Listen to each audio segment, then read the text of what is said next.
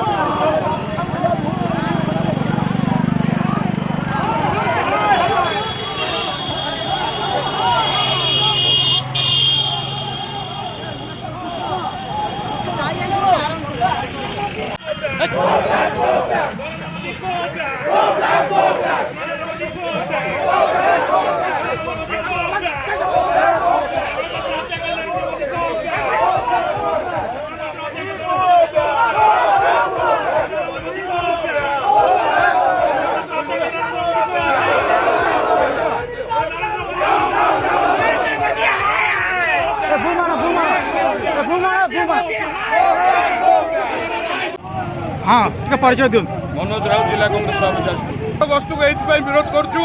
नरेंद्र मोदी जो प्रतिश्रुति देते निर्वाचन में सब प्रतारणा कले लोक सहित वर्ष को 2 कोटी चाकरी देवे, गैस डीजेल एवं पेट्रोल दर कमेबे, महंगाई कमेबे, आपणकर चाषी कृषि उत्पादन सामग्री मूल्य 2 गुण करेंगे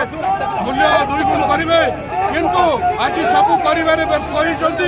तेणु कौनसी अधिकार नहीं पुणी आसी निर्वाचन में लोक मिथ्या प्रतिश्रुति भंडेवाई।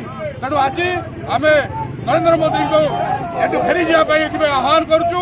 तुम्हें तुरंत जाजपुर जिला छाड़ी चल जाओ, आम तुमको ग्रहण करने प्रस्तुत नुहे।